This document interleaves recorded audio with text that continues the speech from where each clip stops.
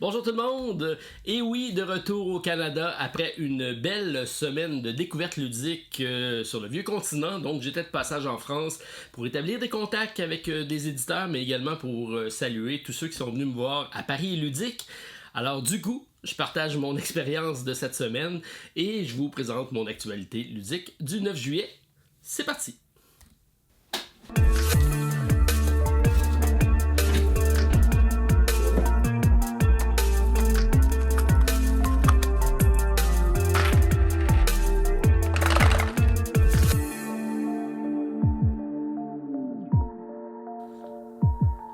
Bonjour tout le monde, très content de vous retrouver en ce samedi matin si vous l'écoutez la même journée de la diffusion. Alors, content de partager petit café et petit déjeuner en votre compagnie. Et oui, Tour de France, les cadeaux ont été nombreux lors de mon passage. J'ai eu la chance de rencontrer de nombreux abonnés. J'ai été gâté. Alors, je remercie tout le monde qui sont venus me rendre visite, me tirer par le chandail, me dire bonjour. J'en profiterai durant la vidéo pour mettre plusieurs photos de tous ceux qui sont venus me rencontrer. Donc, je vous remercie d'avoir pris la peine d'être arrêté, de me dire bonjour et de me remercier, puisque c'est la chance que j'ai de voir un contact directement avec vous. Normalement, je parle comme présentement devant une caméra avec que des jeux autour de moi. Ça fait du bien de savoir qu'il y a du monde au bout de la ligne qui écoute. Alors, très content d'avoir fait ce périple, partager un petit peu mon expérience. Donc, en commençant par Paris Ludique, j'ai eu la chance, premièrement, de rencontrer mon collaborateur français. Donc, Rodolphe était présent pour l'événement. Donc, il a fait le voyage à Paris pour venir rencontrer les abonnés. Il a eu la chance de vous rencontrer et de me rencontrer également. Très heureux de Rodolphe de t'avoir rencontré. Et finalement, Rodolphe n'a rien de lutin. Finalement, c'est moi le plus petit des deux. Et donc, content de t'avoir avec nous, content de savoir qu'il y a beaucoup de personnes qui apprécient également ton travail et en espérant continuer. Et probablement faire plus de collaborations. On a parlé également de faire des vidéos avec Steve, avec Stéphane, avec toi, directement sur la chaîne pour parler de jeux. Je pense que ce serait très intéressant. J'ai eu également Mathieu et Sabrine qui ont organisé un souper des abonnés le samedi. J'ai eu la chance d'avoir à peu près 25 personnes qui sont venues. Donc, beau souper, beaucoup de plaisir à vous rencontrer. Plein de cadeaux également, donc je vais en profiter pour remercier tous ceux qui sont présents, qui ont été présents. Alors j'ai eu la chance ici de recevoir le plateau homemade et les cartes de Black Hole, donc le jeu de Youssef. C'était le seul qui manquait à ma ludothèque et gracieuseté d'un abonné, donc je te remercie beaucoup d'avoir amené ça, d'avoir pensé à moi. J'adore les jeux de Youssef, donc ça me permettra de le tester en compagnie de Martin. Donc du podcast, il y a plusieurs personnes également qui ont parlé du podcast lors de mon passage. Malheureusement, Martin n'était pas avec moi, l'année prochaine peut-être, et j'en profite pour remercier Stéphane qui a relevé d'une main de maître le défi de me remplacer lors du podcast de la semaine dernière. Donc merci à vous deux. J'ai eu la chance de vous écouter en mon retour et super émission, donc bien apprécié. On va sûrement revoir Stéphane sur le podcast, c'est sûr et certain. Donc, j'ai eu également une belle casquette ici d'une association qui s'appelle Mauve et Joueurs, donc Mauvais Joueurs. Donc, j'ai eu la chance de rencontrer une des collaboratrices et de prendre une photo avec elle. Donc, merci beaucoup. Évidemment, j'ai eu énormément de tasses, donc en commençant par le Tour de France qui a lieu présentement. C'est également notre jeu du mois avec Vélonimo et je sais qu'il y a un petit teaser avec le Tour de France, donc c'est d'à propos. J'ai eu également ici le Rugby Club Toulonnais qui est, je pense, champion de la division, peu importe, un abonné me l'a emmené. Effectivement, le rugby est un sport que les Canadiens excellent plus que le foot, finalement. Donc, ça rentre effectivement très bien dans ma collection pour vous faire les vidéos de présentation. J'ai ici la tasse de Brise. Alors, c'est un autre club que je ne connais pas, mais que je vais apprendre à découvrir. J'ai également mon ami Papy qui a dit que, bon, il n'a pas pu se rendre, mais qu'il avait réservé pour moi une tasse de Paris Saint-Germain. Éventuellement, ça apparaîtra sur la chaîne. Donc, merci à tous ceux qui ont eu l'amabilité de venir me voir et de partager un repas en ma compagnie. Donc, j'ai eu énormément de cadeaux. Il y a eu également beaucoup de YouTubers et d'autres collaborateurs qui sont venus.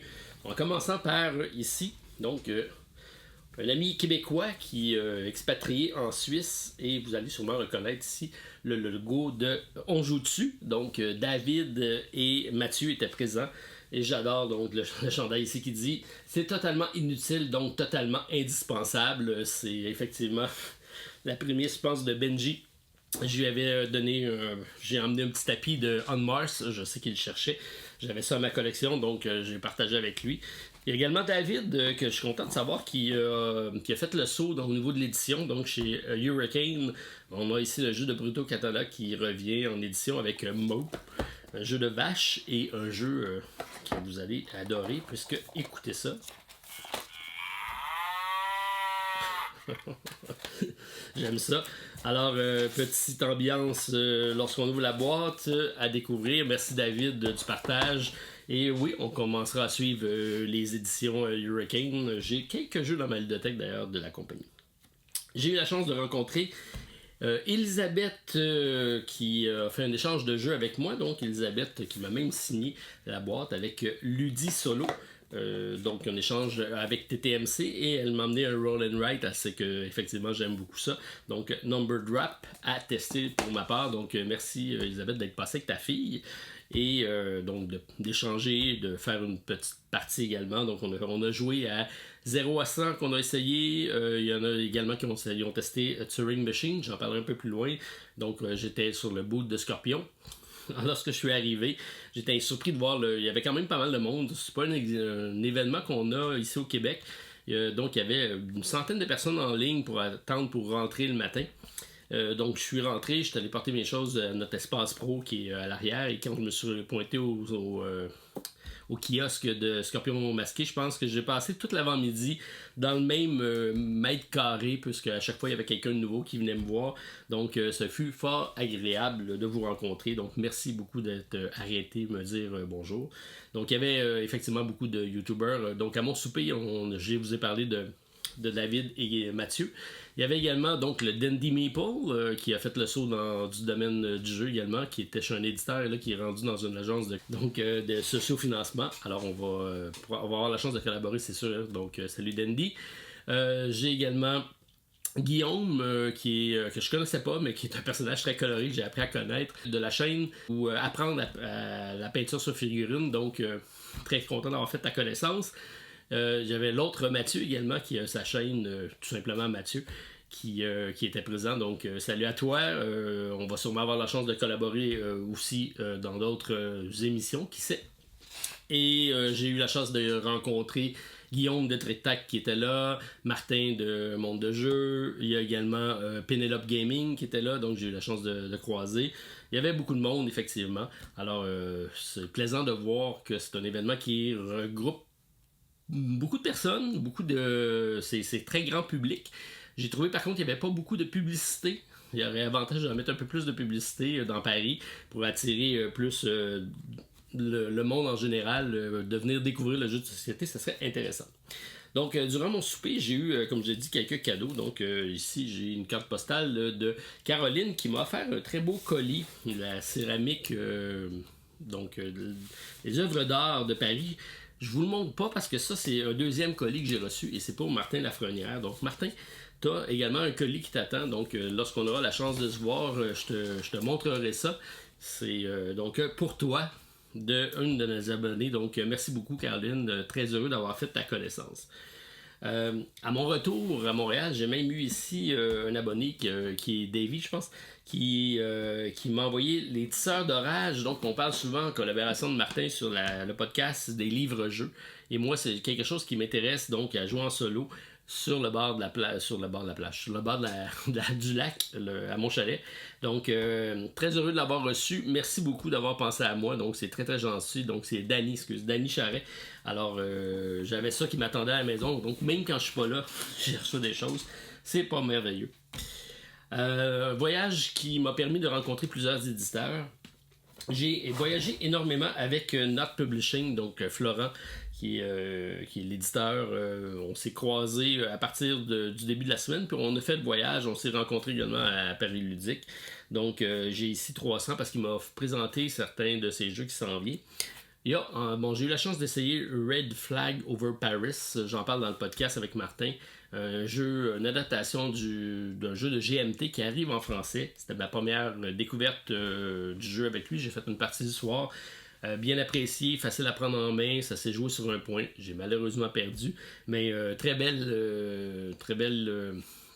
interprétation de l'histoire, si on veut, en jeu de plateau. Donc, Florent est un adepte de jeux d'histoire et ça paraît. Il y avait toujours des anecdotes très intéressantes à partager. Donc, très heureux d'avoir fait ta connaissance, d'avoir partagé des moments ludiques en ta compagnie. Et lorsqu'il est arrivé au PEL, j'ai fait une autre partie en compagnie d'un abonné. Et c'était du jeu Diluvium. Il me semble, donc c'est un prototype qui était disponible et c'est un jeu de 4X qui se joue très rapidement, qui n'est pas dans l'espace, qui est dans les civilisations antiques. On va incarner un des peuples, l'Égypte, la Grèce, et on a 4 peuples. Et on va essayer de conquérir des îles en bateau. Et c'est la montée des eaux. On va essayer de découvrir des terrains, les coloniser, exploiter des ressources. Il y a du combat, ça se fait très rapidement, très, très, très efficacement. Une partie qui a duré environ une demi-heure, donc très efficace. Donc, notre publishing, très heureux d'avoir vu ce qui s'en vient dans le catalogue. Il y a des belles choses qui s'en viennent, donc ça va être assez intéressant. Nos amis de Lucky Dog Game, donc avec Guillaume qui est proposé au marketing et Davy qui est le propriétaire, je pense, de la partie francophone de Lucky Dog Game, qui a été très très généreux de leur temps et de leur présent, puisque j'ai même eu la chance de donner un présent à un concours, donc j'avais deux abonnés qui étaient présents et présente, et j'avais oublié d'amener le colis, puis j'ai été voir Davy, on leur a donné un présent de Lucky Dog Game, donc vous êtes très généreux, merci beaucoup. J'ai eu la chance de voir ce qui s'en venait dans le catalogue, il y a de superbes jeux,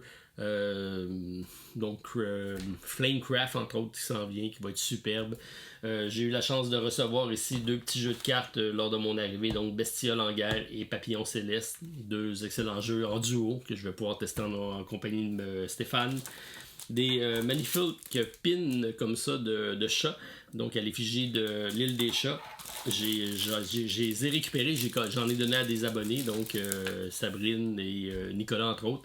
Donc très, très heureux de pouvoir partager avec vous des petits chapeaux comme ça pour protéger du soleil, parce que c'était quand même chaud. On avait même droit à l'éventail de Lucky Dog Game. Et donc, tout plein de petits cadeaux comme ça que j'ai ramené, que je pourrais vous faire tirer éventuellement. Donc, ça sera intéressant. Et ben pour moi, je me suis gâté. Donc, mon jeu de l'année dernière, Dune Imperium, j'ai ramassé la Big Box qui ajoute donc les fameuses figurines du jeu pour agrémenter mes parties de Dune Imperium qui, pour moi, est mon coup de cœur de l'année dernière. Et content de l'avoir additionné. Donc, content de savoir également que ça arrive en solde français. Même des petits game trays ici qui est publié qui est distribué par Lucky Dog Game, donc j'ai pris ça pour additionner c'est toujours intéressant d'avoir des petits cups qui fonctionnent bien, qui se ferment et qu'on peut mettre des ressources, donc des accessoires de jeu, c'est toujours bien vu.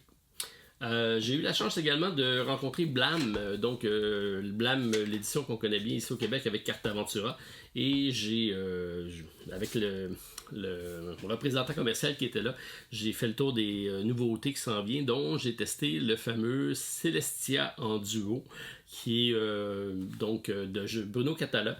Et c'est un jeu donc, qui se joue à 2 joueurs, coopératif. Donc on va se promener avec un navire, on va affronter différents lieux. C'est avec des dés, c'est très rapide. Bon, j'ai poussé le jeu un peu loin avec lui, mais je pense que ça lui a permis de voir les potentiels du jeu. Le jeu est encore en développement, mais très très heureux de l'avoir découvert. Et Blam, belle compagnie à suivre, et j'ai été content donc de faire ta connaissance et de voir ce qui s'en vient dans le catalogue. J'aurai la chance de vous partager ça éventuellement.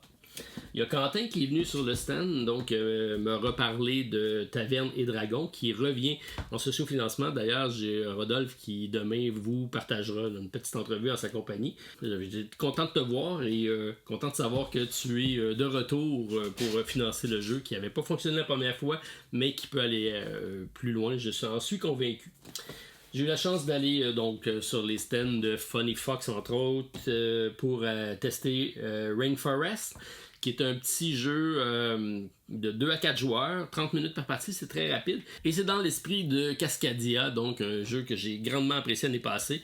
Alors on a ici un jeu dans lequel on va faire un repêchage de tuiles, on va avoir tout le temps la tuile et les personnages en dessous. On va prendre soit les couleurs ou soit les personnages, on va les mettre sur notre plateau, on va éventuellement les remplir pour les construire et on va faire une série de forêts comme ça qui va composer notre forêt, notre rainforest, jeu rapide, jeu qui tournait beaucoup sur les tables, qui fonctionne bien. Donc on voit que Funny Fox progresse dans l'édition de jeu, donc content de savoir que ça s'en vient. Il y a plusieurs beaux petits projets qui s'en viennent. J'ai également rencontré Hicham chez Studio H qui m'a présenté les nouveaux projets qui s'en viennent. Il y a un jeu de corporation dans un univers cyberpunk qui risque d'être très très accrocheur pour les adeptes de la chaîne. Il y a également un jeu de time travel, donc de voyage dans le temps, dans lequel on incarne un tueur à gages dans le temps du western et on peut aller faire le même contrat plusieurs fois, donc tuer la même personne plusieurs fois pour éventuellement, on va dire capturer, pour faire la prime, donc un chasseur de primes qui va comme ça se voyager dans le temps. Je trouve ça l'idée géniale, donc hâte de voir comment ça s'en vient. Un autre jeu de magicien avec des baguettes, bref, de beaux projets qui s'en viennent également chez Studio H.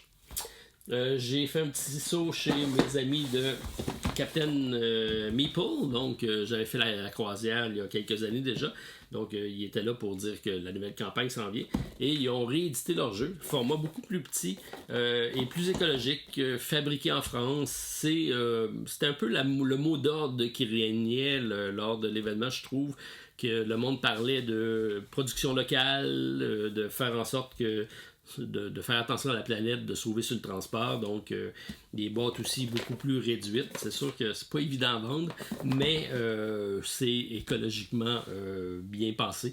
Donc On Board, c'est donc du Captain Meeple que j'ai eu la chance de rencontrer. S'il y en a parmi vous qui pensent retourner à la croisière, vous me le dites, mais je sais qu'il y a d'autres événements qui commencent à penser. Donc j'ai hâte de voir comment ça va évoluer tout ça. Donc bonne chance à toute l'équipe là-bas. J'ai également ici un petit jeu, donc Déol de Nicolas Briguet. C'est un autre roll and write, donc vous savez que j'aime beaucoup ça. Et on parle donc d'exploration, un petit jeu de dés qui a été remis donc à Joël, notre responsable marketing, que je vais partager également avec Etugame. Alors je vais tester ça. Donc partir, découvrir et revenir, c'est le défi que nous propose ce jeu-ci. À découvrir dans mon cas, donc je ne connaissais pas du tout. J'ai eu d'autres éditeurs que j'ai eu la chance de rencontrer. Totomix, donc François était présent lors de la campagne, lors du souper, et j'ai été le rencontrer sur son stand puisqu'il est en campagne de ce sous-financement sur Ulule. J'avais déjà présenté son premier jeu, c'est une refonte un peu du jeu qui était jadis en temps réel. Moi, ça rentrait moins dans ma catégorie de jeu, mais maintenant je trouve que la façon qu'il a réorienté le jeu, c'est très adéquat. Il y a également une variante solo, donc bravo. J'ai été chez Silex jouer à Clockwalker. J'en ai parlé dans mon podcast également. Donc un excellent jeu de engine building, de construction d'engins avec des cartes qu'on va repêcher. On va mettre des petits robots sur les cartes et on va les activer en enlevant les robots. Donc on a une belle programmation, stratégie à faire. C'est une course au point qui est très rapide. J'ai fait une partie en compagnie de 3 autres abonnés. Donc belle réussite à ce niveau-là. C'est un projet, je pense, japonais qui revient en réédition en multilingue, donc chez Silex, et ça devrait arriver très très prochainement. J'ai également Turing Machine, bien sûr, que je vous ai parlé, donc c'est peut-être le jeu que j'ai le plus présenté au courant du week-end. Encore là, j'en ai parlé dans le podcast. C'est un excellent jeu de 2 auteurs français qui, pour moi, ils doivent venir d'une autre planète, c'est sûr et certain. De réfléchir comme ça. Donc, ils ont créé un ordinateur, mais sans courant électrique. Donc, c'est avec des cartes perforées, comme à l'époque. Et on va devoir composer un code de 1 à 5. Donc, ça peut être 1, 1, 1 ou 5, 5, 5, n'importe quelle variante entre ces-là. Et il y a 3 couleurs de chiffres différents. Bref, on va interroger des informateurs autour de la table pour essayer de découvrir le code. Celui qui le découvrira le plus rapidement va remporter la partie. On a une feuille de vérification, on va la mettre, et à chaque fois qu'on fait un code, on va superposer donc les 3 chiffres. C'est des cartes perforées Et il va toujours avoir un seul trou qui va rester apparent. Et en mettant la feuille de vérification, ça nous fait un crochet ou un X. Ça nous dit si notre interprétation, si notre questionnement par rapport à notre code qu'on a fait est conforme à la norme de l'informateur. Bref, chaque informateur a une petite partie de la réponse. Et c'est plus qu'un jeu de déduction, c'est un jeu de réflexion. Donc, magnifique, vraiment une belle réalisation. Et en plus, c'est 7 millions de combinaisons, donc la jouabilité, ça va être au rendez-vous, c'est sûr et certain. 1 à 4 joueurs, il va y avoir une variante solo avec même des applications pour avoir des challenges quotidiens. Bref, bravo, belle réalisation, content d'avoir fait votre connaissance d'ailleurs au niveau des auteurs et d'avoir testé le jeu. Ça sort au Gen Con en pré-vente et ça arrive à l'automne, donc allez jeter un coup d'œil, on est déjà en pré-vente sur le site. Je pense que ça devrait être le prochain hit de Scorpion Masqué, ça devrait être un ovni ludique qui va faire parler de lui avec Turing Machine. Donc, j'ai quand même ramené quelques ajouts à ma ludothèque cette semaine. J'étais pas là, donc j'en ai profité pour passer des commandes. À mon retour, donc, j'ai le jeu de Richard Garfield qui est Dungeon, Dice and Danger, petit roll and write de Aléa, qui est en multilingue. Donc, on a 4 types de donjons qu'on va pouvoir se promener à l'intérieur pour avec des dés, des combinaisons de dés, pouvoir se déplacer de salle en salle, aller chercher des bonus, des trésors, des diamants et également combattre des monstres. Très efficace, 30 à 45 minutes, 1 à 4 joueurs. J'ai fait déjà 4 parties en solo. Je le trouve très difficile et c'est bon pour moi, donc ça me permet d'y revenir. Donc, beau petit jeu de type roll and write, additionné à ma ludothèque et je vais probablement le conserver. L'insondable, donc, un de mes coups de cœur jadis avec Battlestar Galactica, c'est un des premiers jeux que j'avais joué en semi-coop, dans lequel, durant la partie, le monde va changer de rôle et va faire en sorte que il va y avoir beaucoup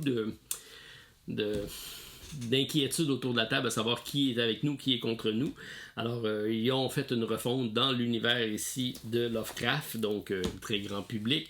C'est un jeu qui était disponible seulement en anglais, que nous, on vient de recevoir en français. Alors, j'ai pris une copie. C'est de 3-6 joueurs, donc je devrais me trouver des compagnons de jeu pour y jouer. Mais c'est un genre de jeu que je devrais peut-être demander à mes amis qui ont fait notre fameux semi-coop avec Nemesis, si ça leur tente de l'essayer. Donc Stéphane Bastien, Ludovic, Martin Lafrenière, David Couteau et moi-même, ça pourrait faire une belle équipe pour essayer de traverser l'océan et se sauver des créatures de Lovecraft ou peut-être de faire des incantations et d'être contre nous. Donc, c'est un jeu à tester. J'ai hâte d'avoir suffisamment de monde autour de la table pour le sortir. Et oui, finalement, après tout ce temps, j'ai réussi à mettre la main sur le fameux Ark Nova. Donc, le jeu de cartes, de construction de duo de Mathias Wig. Il a tant fait parler de lui, je me propose de le tester au courant du week-end. Donc j'apporte ça se joue en solo, 1 à 4 joueurs. C'est malheureusement la version anglaise que j'ai ici. Très difficile à trouver au Canada, c'est pas mal sold out. Alors je vais voir si le hype est bon pour moi. Je sais qu'il est justifié, il y a beaucoup de monde qui l'apprécie. Moi j'ai des doutes sur la longueur du jeu, sur mes possibilités de le sortir. C'est quand même une grosse boîte. Mais content de l'avoir reçu, donc ça est attesté au courant du week-end. C'est ce que je me propose, je sors ça et je vous en donne des nouvelles la semaine prochaine, voir si ça rentre dans mes cordes à moi. Mais je sais que vous l'avez probablement tous déjà testé. C'est pas mon cas, donc c'est ce que je me propose au courant du week-end. Alors, ça complète mon retour de vacances avec mon nouveau look. Cheveux très courts, pas de barbe. Un peu un teint de soleil, ça fait du bien parce que d'être à l'extérieur, je pense que ça me manquait. Donc, très heureux de vous retrouver, très heureux d'être de retour au Canada. Et prochaine fois que je retourne en Europe, ça va probablement être à Essen, donc à l'automne. Et d'ici là, je vais essayer d'organiser une rencontre. On avait dit avec Martin qu'on allait faire de quoi, probablement sur la Rive-Nord, donc un rassemblement de gamers. Ça me permettra d'amener des jeux qui peut-être sont moins disponibles. On pourra cette fois-ci jouer entre abonnés, donc c'est un rendez-vous.